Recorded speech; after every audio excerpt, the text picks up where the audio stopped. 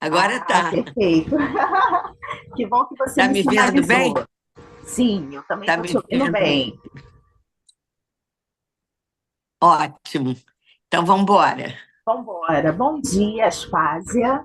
Bom dia, você, aluno Bom, que está nos bom dia, assistindo. Rita. Muito obrigada, Aspásia, por ceder o seu tempo nesta manhã para a gente conversar um pouco sobre infraestrutura urbana e como isso pode converter-se numa boa convivialidade e urbanidade aos cidadãos. Eu vou fazer uma breve apresentação sobre você para quem está nos assistindo, tá? A professora Aspásia Camargo é socióloga, fez doutorado na Escola de Altos Estudos em Paris. Olha só, tem uma conexão com esse local aqui que eu estou, né? Que é a Biblioteca do Consulado da França. Acho que você deve conhecer. A Aspásia Camargo ela foi Isso, orientada pelo Alain Turani, certo? E tem uma larga trajetória. Alain Touraine. Alain Turani, muito obrigada pela correção. E tem uma grande trajetória. Touraine, Touraine. Turani, e tem uma grande trajetória na gestão pública. Você ajudou a fundar o CPDOC, né, que é o Centro de Pesquisa e Documentação em História Contemporânea da FGV. Foi secretária de Meio Ambiente, secretária executiva de Meio Ambiente no governo FHC. Também atuou no IPEA como presidente, isso mesmo, Aspásia? Presidente do IPE, no governo Itamar. Ah, perfeito. Então, assim, eu achei a sua trajetória bem interessante, porque você é uma profissional da sociologia que já atuou muito na gestão pública e conhece a, essa política tupiniquim, que eu diria, né? Que é como fazer política na realidade brasileira, de grandes desigualdades, de grandes contrastes. E eu acho que esse tipo de visão Então, interna. principal. Uhum, pode falar. Não, é porque eu fui vereadora e eu fui presidente da comissão que redigiu o plano diretor de 2010, no Rio de Janeiro. Então, Uhum. isso é importante aqui para o nosso debate. Ah, sim, sim, sim. E É também desse dado presidi a CPI da desordem urbana. Eu perfeito. presidia a CPI da desordem urbana, presidi o plano diretor, foram duas comissões importantes que eu presidi na Câmara. E depois, na Assembleia Legislativa, como deputado estadual, eu fiquei 4 anos na presidência da Comissão de Saneamento Ambiental. Hum, Então, é mais ou menos o tema que você me disse que gostaria de discutir aqui, é a cidade, não é isso, isso? isso, E a exatamente. infraestrutura da cidade. A Correto, infraestrutura correto. envolve, a infraestrutura envolve essa desordem urbana que nos incomoda muito, né?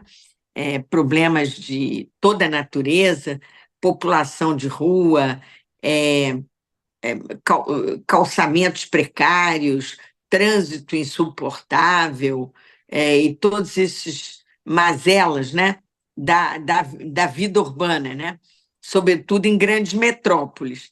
E Uhum, o saneamento, que é um problema de infraestrutura gravíssimo, mas o transporte também é, né, evidentemente, só que o transporte é mais visível e o saneamento é mais invisível, mas tudo isso nos converge para o tema que você quer discutir hoje. isso, exatamente. Só para fazer um resumo geral, para quem não está nos assistindo, eu escrevi uma tese que se chama Urbanidade Gospel, Megatempos Evangélicos na Experiência Urbana. Nessa tese, eu trouxe a questão do megatemplo evangélico de modelo brasileiro, que é o quê? É uma reprodução adaptada dos megatemplos estadunidenses, né, que surgiram lá nos Estados Unidos, ocupando grandes faixas da cidade, sobretudo nas zonas mais limítrofes, né, onde havia margem de terrenos, essas vantagens territoriais que pudessem surgir esses megatemplos, muito nas áreas pericentrais, onde estava surgindo uma expansão urbana nos Estados Unidos, e aí os megatemplos foram ocupando esses espaços, não apenas territorialmente, mas também em termos de infraestrutura urbana, né, na seção de serviços para essas pessoas que estavam carentes de tantos serviços sociais, né? Sobretudo nos Estados Unidos, que tem uma política um pouco diferente da nossa, nessa questão da oferta de serviços, né? Lá a maioria das coisas são privadas, as pessoas têm que pagar, e com todo esse contexto de imigração latina, de imigração de pessoas do norte europeu, do leste, africanos, então essas pessoas ficam muito à mercê e encontram nessas políticas protestantes lá esse amparo social e possibilidades de uma outra urbanidade. E aqui no caso do Brasil, a pesquisa focou exatamente nesse tema e falou também sobre o que possibilita na legislação urbana esse tipo de equipamento acontecer. E produzir aí todo um conjunto de urbanidade com algumas com mais, digamos assim, positividade, mas também com outras contradições e limites, certo? Então, para a gente começar a trazer a sua visão, que você participou de planos diretores, você é uma pessoa que conhece a legislação urbana, explica para a gente um pouco o que você entende do que é o urbano. As pessoas às vezes acham que a cidade ela é contida apenas por edifícios, casas, comércio, mas ela é muito mais complexa do que isso. Então, o que seria, na sua visão, urbano? Como isso toca na vida cotidiana do cidadão? Olha, essa pergunta é a mais difícil e também a mais fácil, né? Porque você tem que pensar a cidade como uma construção artificial do ser humano, né? A cidade não nasceu com Homo sapiens. Muito antes disso, nós éramos seres assim quase selvagens que viviam na selva, nômades e que não tínhamos pouso, né? Mas um belo dia o ser humano começou a usar melhor as mãos, o, os instrumentos de controle à sua volta, né? Passaram a não depender tanto da coleta, domesticaram os animais, então já conseguiam armazenar alimentos, começaram a crescer em número, né? E a se tornarem sedentários, isto é, morarem num ponto fixo. E esse ponto fixo, quando ele era bem escolhido, em geral era à beira dos rios, e depois as coisas se expandiram e as grandes civilizações estão todas assentadas nas grandes escoadouros de rios, né? Nas grandes, como você sabe, estuários, né? O do Nilo, o do Rio Amarelo, na China, o do Nilo no Egito, o da Mesopotâmia, o Tigre e o Eufrates, tem. Os rios foram atração para o assentamento humano, né? E esse assentamento, na medida em que havia riquezas naturais naquele lugar, ou possibilidade de acesso a alimentos e a outras coisas, as cidades cresceram.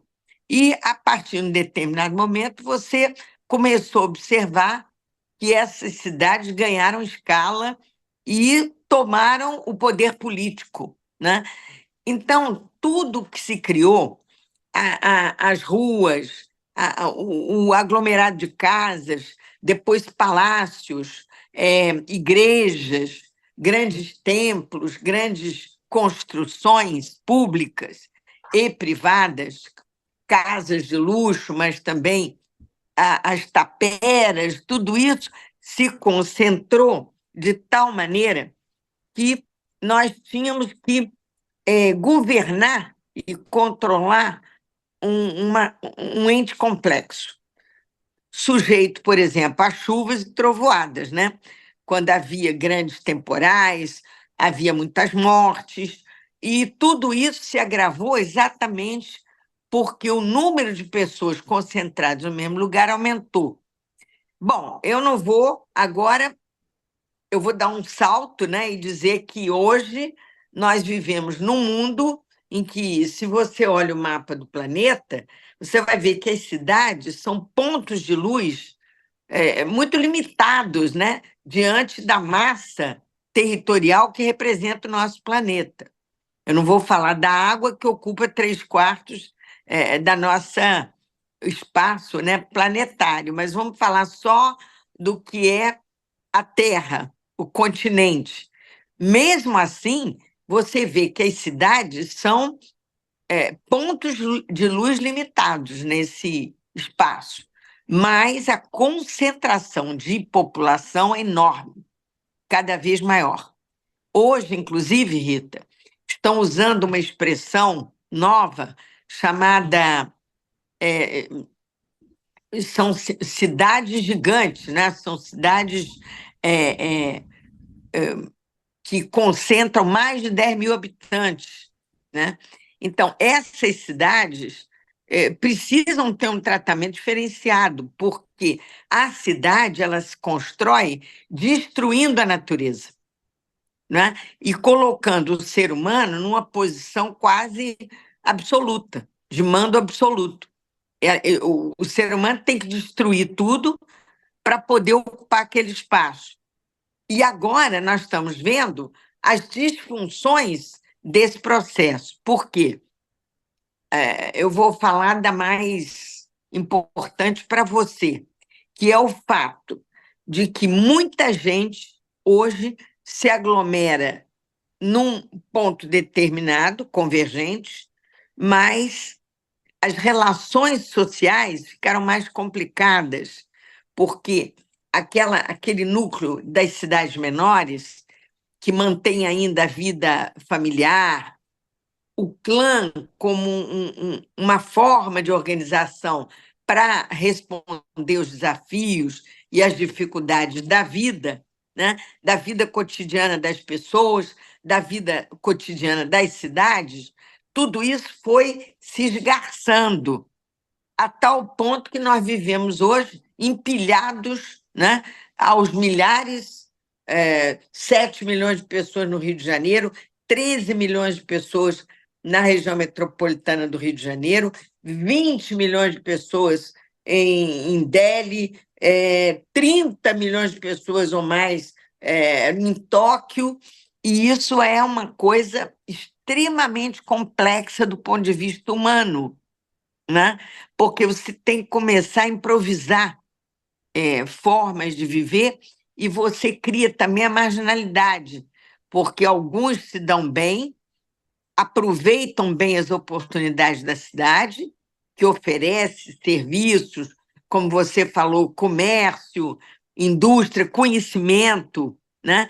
É ali também que se concentram as universidades, que foram ganhando importância cada vez maior, gerando conhecimento, mas também é ali que muita gente não se dá bem, né? Fica marginalizada nesse processo. Vai morar na periferia, em casas precárias, que nós chamamos favelas, outros têm outros nomes para isso, mas muitas vezes a pobreza, a falta de emprego, também castiga muitas pessoas que estão justamente nesses grandes aglomerados urbanos, buscando uma oportunidade de vida melhor. Agora, nesse processo, né, recente, digamos assim, nos últimos 30, 50 anos, o que nós vimos é que os laços afetivos e familiares foram se perdendo. Hoje, a família é um objeto de grandes batalhas políticas, não é? Porque há grupos, e a religião, no caso, sustenta muito essa visão de que nós temos que proteger a família, não podemos dispersar esses elos de fraternidade e de proteção das pessoas, né? E outros grupos acham que não, que a família acabou, um dia é de um jeito, outro dia de outro, e isso gera muito mal-estar, porque as camadas mais pobres da população sabem, sentem na carne como é importante ter um abrigo, uma proteção, seja da família, seja da igreja. E as igrejas protestantes, as evangélicas chamadas, elas vêm crescendo vertiginosamente porque as pessoas precisam de apoio, não é? Não só apoio, às vezes até financeiro, buscar um emprego, ter um relacionamento prático, pessoal, de trabalho, que muitas vezes você consegue pela via da igreja, mas também ter o apoio nos momentos difíceis, e muita gente não consegue, fica, aparece com doenças mentais, com sintomas de desagregação, bebida, drogas e outras ameaças que são terrivelmente perturbadoras, né? E as pessoas procuram proteção. Agora, a cidade, ela é organizada, o espaço da cidade tem que ter uma regra. Em geral, o poder público, né, estabelece essas regras. Elas não são regras justas, né? Elas, de fato, abandonam um pouco os mais desprotegidos. E isso gera muito problema, muito desconforto, né? Você, por exemplo, tem no Rio de Janeiro uma legislação especial para os que vivem na periferia. Essa legislação especial, esse código especial, é muito injusto, porque ele retira dessas populações o direito de ser um cidadão como outro qualquer, né? Vai ter uma legislação especial para moradia, vai ter uma legislação especial para as atividades econômicas desses grupos, e eles vão se isolando, se enquistando cada vez mais, né? Então, a grande discussão hoje é como tornar a cidade mais justa, como tornar as cidades mais produtivas, mais acolhedoras, mais capazes de gerar emprego, de gerar, sobretudo, condições de formação dos jovens, educação, porque os empregos hoje vão vir pela educação, né? Pela capacidade de exercer funções de trabalho mais complexos. O trabalho hoje não é como era antigamente. Eu estou com uma pá e eu vou tirar o lixo da rua, eu vou me exercer funções mais simples, né? Funções extremamente, em geral, duras, né? Que custam muito esforço, são mal pagas, mas elas existem, né? O que está acontecendo agora é que esses trabalhos braçais mais simplificados estão desaparecendo. E você tem cada vez mais ter um preparo, um diploma, no mínimo de ensino médio, que é um ensino muito abandonado no Brasil, no Rio de Janeiro, em toda parte. Nós estamos aí mostrando os dados do IDEB, como nossas populações são mal atendidas pelo governo, que, na verdade, a culpa é do governo, que dá escolas precárias, professores mal pagos, que não sabem grandes coisas, extremamente pobres de conhecimentos para poder transmitir aos alunos, até porque os conhecimentos hoje já não vão ser mais como antigamente, né? O professor fala e o aluno escuta, você sabe disso, né? Nós temos que ter uma grande capacidade de debater, ouvir, né?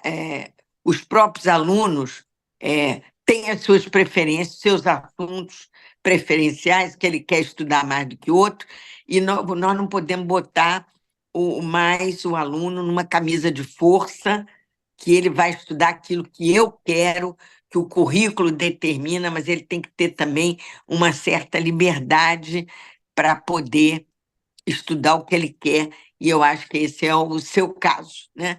Você quer saber como organizar as igrejas, de que tamanho elas devem ser, é isso? Não Você só quer? as igrejas, Você... não só as igrejas, mas também, assim, pontuar o fato de que outras comunidades religiosas, elas também estão na ponta dos programas sociais e elas também poderiam atender a essa questão do estado de bem-estar social. Essa era a próxima pergunta até que eu ia fazer para você. Que a nossa realidade brasileira, ela jamais se... A estruturação do Estado, né, brasileiro, esse Estado de políticas universais, ele jamais se de forma muito complexa, muito fragmentada, justamente por causa disso. Você pontuou o crescimento urbano desordenado, né? E esse crescimento desordenado que não foi acompanhando as demandas sociais que foram surgindo, como educação, moradia, trabalho, saneamento.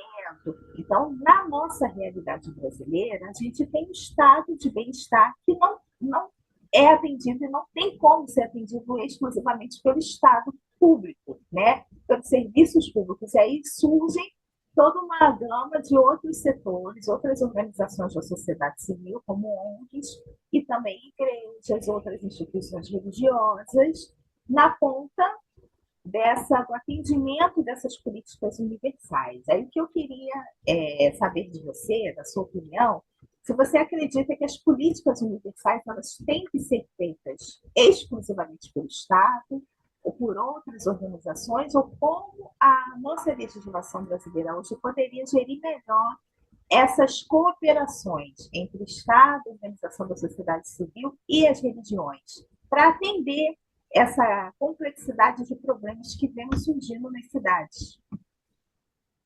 Olha, eu acho que a sua pergunta ela se responde por si mesma, né?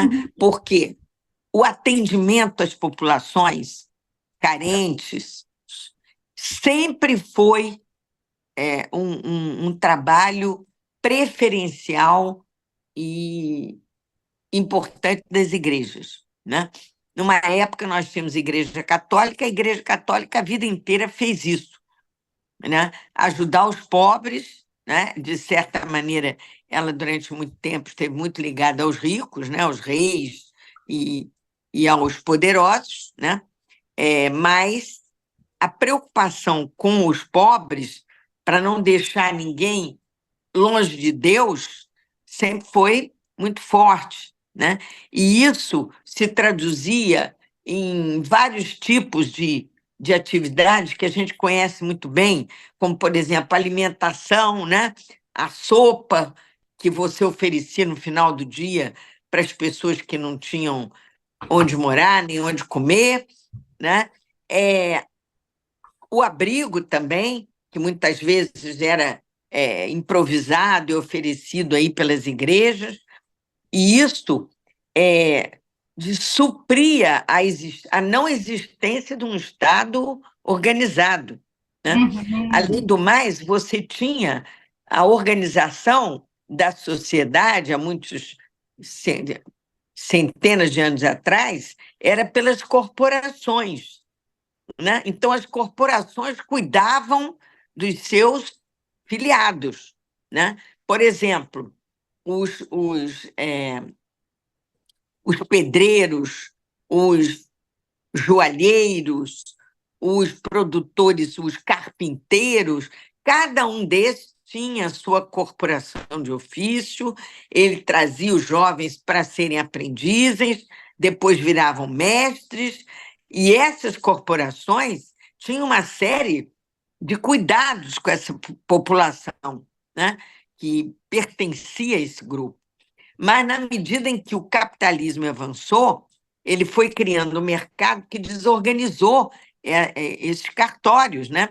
E aqui, por exemplo, no Brasil, você tinha previdência social e o serviço hospitalar ligado às profissões, né? O funcionário público tinha o Hospital de Servidores do Estado, o hospital tinha outro hospital importantíssimo que era ligado aos estivadores do porto, um outro ligado a, a outras funções que eram públicas e que tinham um hospital para servir aos seus filiados, né? Isso acabou também com a Constituição de 88, deu um golpe final nessa estrutura, porque quem não era desse pequeno grupo, né, de trabalhadores que estavam protegidos por esses hospitais especiais ficava absolutamente abandonado, né? Então, o trabalho das igrejas sempre foi atender os que não tinham atendimento nenhum, né? E também escolas, né? Escolas dominicais, escolas da igreja, né? Que davam bolsas, que procuravam atender as populações mais pobres também, mas que também serviam de modelo à população abastada. Agora, o que nós temos é a absoluta impossibilidade do Estado levar adiante isso sozinho. Não tem recursos, né? Embora a Constituição tenha congelado muitos recursos para a saúde, muitos recursos para a educação, né?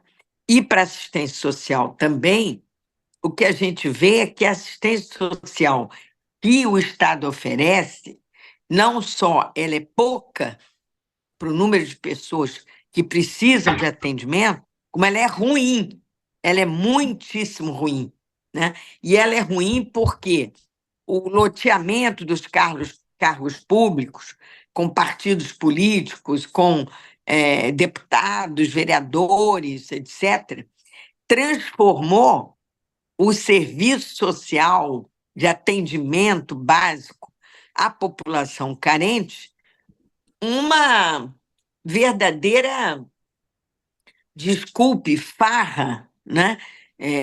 De cargos e desvio de recursos que vão para outro lugar. Então, esses, essas fundações que antigamente pretendiam tratar dos pobres, hoje a gente vê que não trata de nada, né? Nem nada que trata de nada, né? Eu estava comentando o esporte, por exemplo. O que nós estamos vendo hoje, Rita? O esporte é hoje um meio de ascensão social fortíssimo, né?